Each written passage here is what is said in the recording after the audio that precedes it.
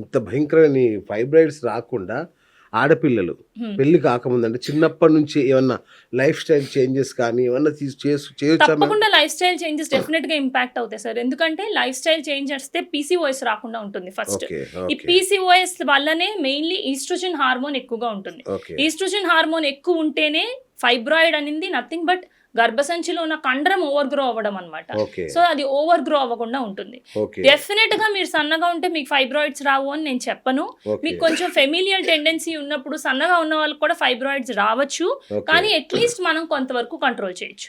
Okay. Example ఏంటంటే ఇప్పుడు lung cancer ఉన్న వాళ్ళకి స్మోక్ చేయకుండా ఉంటే మీరు లంగ్ క్యాన్సర్కి కొంతవరకు దూరంగా ఉండొచ్చు అని చెప్పగలుగుతాం. అవును. కానీ స్మోకింగ్ కాకుండా వేరే రిస్క్ ఫ్యాక్టర్స్ కూడా ఉంటాయి కదా.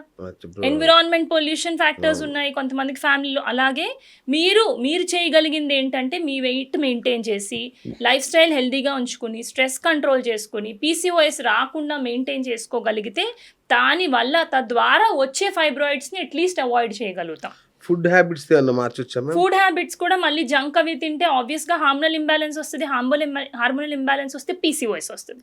పీసీఓఎస్ వచ్చిన వాళ్ళకి ఈస్ట్రోజన్ ఎక్కువ ఉంటుంది. ఓకే. ఈస్ట్రోజన్ ఎక్కువ ఉన్న వాళ్ళకి ఫైబ్రాయిడ్ వచ్చే టెండెన్సీ. అయితే ఫుడ్ విషయంలో కూడా చాలా కేర్ జాగ్రత్తగా తీసుకోవాలి. ఉండాలి. అసలు ఫుడ్ విషయంలో జాగ్రత్తగా ఉంటే ఆడవాళ్ళల్లో 70 to 80% ప్రాబ్లమ్స్ ఉండవు సార్. ఓకే. ఫైబ్రాయిడ్స్ అన్నవి రావు. ప్రెగ్నెన్సీలో యూజువల్లీ ఇబ్బందులు ఉండవు. పీరియడ్స్కి సంబంధించిన ప్రాబ్లమ్స్ కంట్రోల్ చేసుకోవచ్చు.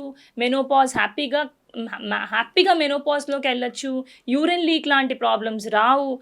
70 to 80% ప్రాబ్లమ్స్ బాబా. ఆడవాళ్ళు వెయిట్ వల్లనే మేనేజ్ ఓకే. చేసుకోవచ్చు. బట్ అన్ఫార్చునేట్లీ పెళ్లి టైంలో ఉన్న వెయిట్ డెలివరీ టైంకి ఉండరు. డెలివరీ టైంలో ఉన్న వెయిట్ తర్వాత ఉండరు. అసలు. పెరుగుతూనే ఉంటారు. కానీ అవును. వెయిట్ అనేది ఒక పెద్ద ఛాలెంజ్ అయింది. మ్యామ్ ఒకసారి ఫైబ్రాయిడ్స్ వచ్చాయి కడుపులో అది గర్భసంచిలో కణుతులు ఉన్నాయని తెలిసిన తర్వాత ఎంత తరచుగా చెకప్ చేయించుకోవాలి? యూజువల్లీ 6 months to 1 yearకి ఒకసారి స్కాన్ చెప్తాం సార్. 6 అచ్చా. నెలల లేదా 1 yearకి. మరీ చిన్న ఫైబ్రాయిడ్స్ ఉంటాయి అంటే జస్ట్ 1 centimeter అలా ఉంది అంటే ఒక సంవత్సరం తర్వాత రిపీట్ చేసుకున్నా చాలంటాం. కానీ ఒకవేళ 3-4 centimeters అలా ఫైబ్రాయిడ్ ఉంది అనుకోండి, మెడికేషన్ అది ఇచ్చున్నప్పుడు 3 to 6 monthsకే మనం ఫాలో అప్ చెప్పచ్చు. Okay. Depending upon the patient symptoms ఆ ఫాలో అప్ అనేది ఉంటుంది. సో 6 months to 1 year రఫ్లీ అని చెప్పచ్చు. ఓకే. ఇంకొకటి మ్యామ్ చాలా మంది అనుకుంటారు ఈ గడ్డలు వస్తే ప్రాణాలకే ప్రమాదం అని అనుకుంటారు. నిజంగా అంత డేంజరా మేడం ఇది? చాలా రేర్ సార్. ఆ క్యాన్సర్ వచ్చే రిస్క్ అనేది 1000లో 3-4 కాబట్టి వాళ్ళకి మాత్రమే అంత హై రిస్క్ ఉంటుంది. ఓకే. ఎవరికైతే ర్యాపిడ్లీ గ్రోయింగ్ ఫైబ్రాయిడ్స్ అంటే ముందు స్కాన్ చేసినప్పుడు ఒక సంవత్సరం ముందు 2-3 centimeters ఉండి ఇప్పుడు రిపీట్ చేసినప్పుడు 10 centimeters అలా అయిపోయి, లేదా ఆ ఫైబ్రాయిడ్తో పాటు అధికంగా వెయిట్ లాస్ అవ్వడం, ఆకలి అయిపోవడం, క్యాన్సర్ సంబంధించిన లక్షణాలు అవి ఉండి దాంట్లో క్యాన్సర్ గ్రో అవుతున్న వాళ్ళకి మాత్రమే అది మేజర్లీ లైఫ్ రిస్క్. అంతే. లేకపోతే యూజువల్లీ అది లైఫ్ రిస్క్ ఏం కాదు. బట్ డెఫినెట్లీ మార్బిడిటీ అంటే సఫరింగ్ అయితే ఉంటుంది దానివల్ల. ఉంటుంది. బట్ కాబట్టి లైఫ్ రిస్క్ చేయించుకోవడమే బెటర్. తీయించుకోవడం లేదా ట్రీట్మెంట్ ట్రీట్మెంట్ తీసుకోవడం అనేది చాలా ఇంపార్టెంట్. Right ma'am. ఇక అసలైన విషయం ఎంత ఖర్చు అవుతుంది? ప్రైవేట్ హాస్పిటల్కి వెళ్తే ఎంత అవుతుంది? గవర్నమెంట్ హాస్పిటల్లో అయితే చేయించుకోవచ్చా? అంటే డెఫినెట్గా చేయించుకోవచ్చు సార్. గవర్నమెంట్ హాస్పిటల్లో కూడా చాలా మంచి స్టాఫ్ ఉంటారు. మేమంతా గవర్నమెంట్లో చదువుకుని ట్రైనింగ్ అయ్యి వచ్చిన వాళ్ళం. సో డెఫినెట్గా మంచి స్టాఫ్ ఉంటారు. కానీ కొంచెం స్లో ఉంటాయి గవర్నమెంట్ అంతే హాస్పిటల్లో. కదా, ఆఫ్ కోర్స్. సో ఆ స్లో వద్దు అనుకున్న వాళ్ళు మాత్రం అండ్ ఎఫర్ట్ చేసుకోగలిగే వాళ్ళు కార్పొరేట్ హాస్పిటల్స్కి వస్తారు. కార్పొరేట్ హాస్పిటల్స్లో ఫైబ్రాయిడ్ సర్జరీస్ వచ్చి ఓపెన్ సర్జరీస్, లాప్రోస్కోపిక్ సర్జరీస్కి డిఫరెంట్ కాస్ట్ ఉంటుంది. ఓకే. ఓపెన్ సర్జరీస్ రఫ్లీ 1 to 1.5 lakh వరకు ఉంటే, laparoscopic surgeries 2 to 3 lakhs, 3.5 lakhs వరకు కూడా ఉంటుంది. రోబోటిక్ సర్జరీస్ చూస్తే 3 to 5 lakhs వరకు కూడా ఉంటాయి.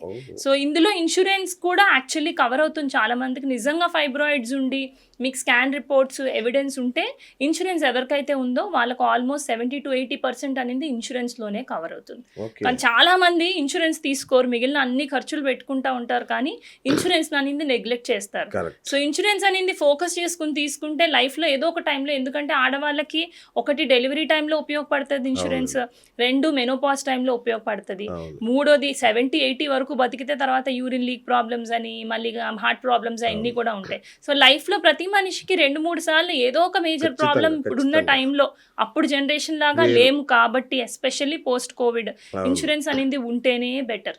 ఈ ఫైబ్రాయిడ్స్ ఉన్నాయి పర్వాలేదు అని అనుకున్న తర్వాత ఏమన్నా మార్చుకోవాలా లైఫ్ స్టైల్ కానీ, లేదంటే ప్రయాణాలు మానుకోవడం కానీ, లేదా స్ట్రెస్ లెవెల్స్ ఇట్లాంటి ఏమన్నా సజెషన్స్ ఉన్నాయి? ప్రయాణాలు అయితే ఏం మానక్కర్లేదు సార్. సిమ్టమ్స్ ఉన్నాయి, బ్లీడింగ్ అధికంగా ఉంది అంటే ట్రీట్మెంట్ ఏదో ఒకటి స్టార్ట్ చేసుకుని రెస్పాండ్ అయ్యి దానికి బ్లీడింగ్ తగ్గి మేనేజబుల్గా ఉంది అన్న స్టేట్ వచ్చాక Okay. అన్నీ నార్మల్గా మీ వర్క్ నార్మల్గా చేసుకోవచ్చు, ట్రావెలింగ్ నార్మల్గా చేసుకోవచ్చు, ఫుడ్ నార్మల్గా తినచ్చు, మెట్లు ఎక్కడం ఇలాంటివన్నీ కూడా నార్మల్గా చేసుకోవచ్చు. ఓకే, ఏమి మానేయాల్సిన అవసరం అయితే యాజ్ సచ్ ఏం అవసరం లేదు. రైట్. అయితే ఇంకొకటి మ్యామ్, అంటే ఈ విపరీతమైన పెయిన్ కావచ్చు, లేదంటే ఫైబ్రాయిడ్స్ ఉన్నాయనే భయం కావచ్చు, ఇవన్నీ చాలా స్ట్రెస్తో కూడుకున్న కరెక్ట్ విషయాలు. కరెక్ట్.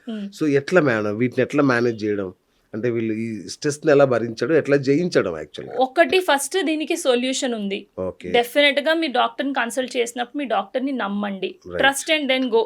సో ఆవిడ ఇచ్చిన ఆప్షన్స్ క్లియర్గా చదువుకోండి. ఓకే, ఇప్పుడు అన్నీ మనకి గూగుల్లో ఉంది, చాట్ జీపీటీ ఉంది, ఇన్స్టాగ్రామ్ ఉన్నాయి, రీల్స్ ఉన్నాయి. సో చెప్పిన ఇన్ఫర్మేషన్ అంతా మనకి అర్థమైనాక అది తీసుకెళ్ళి మీరు చదువుకోండి. రిలయబుల్ సోర్స్ ఆఫ్ ఇన్ఫర్మేషన్ చదువుకోండి. ఓకే, పక్కింటోల్ని ఎదురింటోల్ని ఫోన్ తీసుకుని ఇంకెవరినో మాట్లాడితే స్ట్రెస్ ఎక్కువ అవుతుంది. అవును, ఫస్ట్ పాయింట్, స్ట్రెస్కి కారణం మనమే.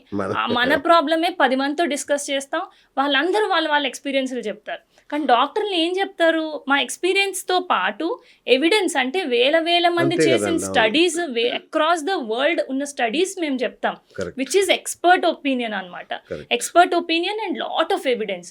సో మేము చెప్పింది విని ట్రస్ట్ చేసి ఆ ట్రీట్మెంట్ తీసుకుని దాంతో పాటు మీ స్ట్రెస్ మేనేజ్మెంట్ కోసం యోగా కానీ మెడిటేషన్ కానీ చేసుకోండి. అది చాలా చాలా చాలా ఇంపార్టెంట్. మీరు ఒక ట్రీట్మెంట్ అనుకున్నాక దాని గురించి నెగటివ్ థింగ్స్ ఏమీ గూగుల్ చేయకండి.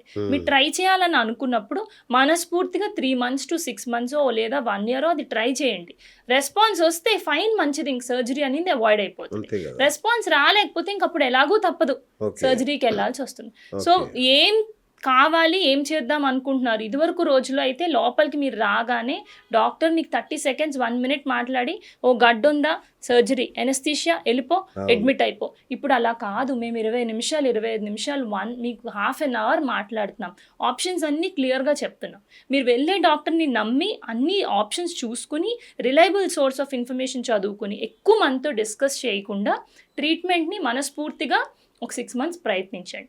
ఈ టైంలో స్ట్రెస్ మేనేజ్మెంట్కి యోగా కానీ మెడిటేషన్ కానీ డెఫినెట్గా చేయండి. Because yoga, meditation, weight loss అనేది లైఫ్ లాంగ్ లేడీస్కి అవును, చాలా అవునండి, ఉపయోగపడుతుంది. అవును, రెస్పాండ్ కాకపోతే నిజంగా సర్జరీ అవసరం పడితే సర్జరీ టైంలో మళ్ళీ మనకి సిచ్యువేషన్ బట్టి ఎటువంటి సర్జరీ, అందులో keyhole surgery, open surgery 2 రకాలు ఉంటాయి. దాన్ని బట్టి సర్జరీ చెప్తాం. పాజిటివ్ మైండ్తో సర్జరీకి రండి. సర్జరీ అయ్యాక రికవరీ ఎట్లా ఉంది దాన్ని బట్టి ఫర్దర్గా మనం చూసుకోవచ్చు. సూపర్.